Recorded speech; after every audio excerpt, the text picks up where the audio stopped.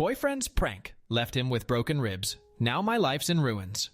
Almost 6 years ago, I, 29M, lost my partner suddenly in an accident while he was overseas on a work trip. When I lost him, I cannot describe the pain and the anguish and the emotional hellscape that I found myself in. We planned a life together, and in a fraction of a second, it was all gone. In the aftermath, I completely collapsed as a human.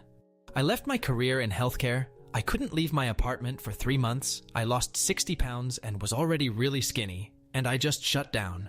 In short, I was a mess in every single way. With the support of some very persistent friends, community resources, and an amazing therapist, I started to process and move forward. Through intense therapy and temporary psychiatric help, I've been able to heal over the years, though grieving isn't a linear process. Fast forward to around 2.5 years ago when I met my current boyfriend, 29M. It's hard to describe getting into a relationship after losing a soulmate, but please know that he wasn't a rebound and isn't second place or anything like that. I do love him with my whole heart, even though I'll always still love my late partner. My boyfriend has a foundation of similar values, ideal relationship dynamics, communication styles to my late partner, but has a completely different personality, look, lifestyle, appearance, etc. I love him for all of his differences as much as his similarities. My therapist and I knew that it was important for me to not date someone who I would expect to be a stand-in for my late partner. Her and I have checked in constantly throughout the major stages of my relationship to ensure that I'm sticking to that. At this point, I've honestly pictured what the rest of my life would look like with him in it, and he said the same. He was also the most understanding boyfriend when I first told him about my late partner's passing and my grieving journey. If there was a textbook way to handle the situation, he could have written the whole thing. I truly could not have asked for a better boyfriend. That was until yesterday. My boyfriend likes to play pranks on me, and he's even filmed some of them to upload online. It's not a constant thing or frequent enough for me to always be on my toes, and I've always said that I'm prone to weird things happening to me, so I'm never the wiser when I'm being pranked. For sake of anonymity, I won't go into details on previous pranks he's pulled, because a few have gotten quite a large number of views, but they're mostly harmless, annoying, etc. As much as I hate being pranked in the moment, he's never gone too far. He's always checked in on me, he gets my permission to post them, and all that. I guess I should say that he had never gone too far until yesterday. He texted me in the morning to confirm dinner plans we had that evening, and I replied, asking if he needed me to pick up anything on my way home from work. At least twice a month, he cooks us an elaborate dinner. I'm talking coordinated wine pairings, 5 courses, tasting menus, things like that. Like I said, he's a perfect boyfriend. I plan to FaceTime him at lunch like I always do, so no big deal. Well, he didn't answer me at lunch. No big deal. He's probably busy. I sent him a couple more texts after lunch, just random stuff, but he never responded, and when I finished work, my phone showed he never even read them. I got a little anxious, admittedly, but pushed it aside. I don't need to hear from him constantly, but a sudden break in our routine felt weird because he always tells me in advance when something is going on or if he's busy. Always. He also always forgets something for the dinners he makes us and asks me to grab something on the way home. Always. Not today, though. Anyway, I drive to his apartment from work and let myself in with the key he gave me. I expected to hear music, smell some dinner, or something, but it was completely silent. I put my stuff down on the hall bench and walked toward the kitchen. I saw grocery bags at the kitchen's entrance, which I thought was weird. As soon as I entered the kitchen, I saw a broken wine glass at the far end of his kitchen island, with a few drops of what I thought was red wine, until I saw his feet sticking out. I sprinted around the island and he was laying on his side, facing away from me. There was blood everywhere. On the edge of the island, splatters on the wall, and a large pool of blood around his head. I haven't made the sounds that came out of me since I got the call that my late partner passed. My heart was racing so bad that my chest and head hurt. Though I felt like I was in full-blown panic mode, I physically went into autopilot. I work in healthcare again, so I'm glad that my instincts kicked in. He was on his side, so I flipped him flat on his back. From what I gathered, trying to take a medical visual inventory of his injuries, it looked like he was just bleeding from his head. He didn't respond to my voice or a quick sternal rub.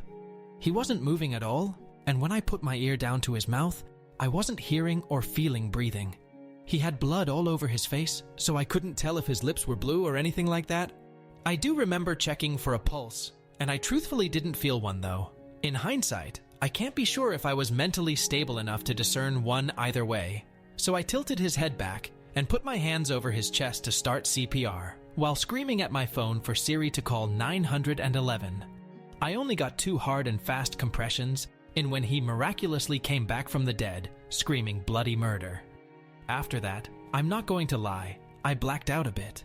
I remember getting lightheaded, my boyfriend shaking me, him apologizing.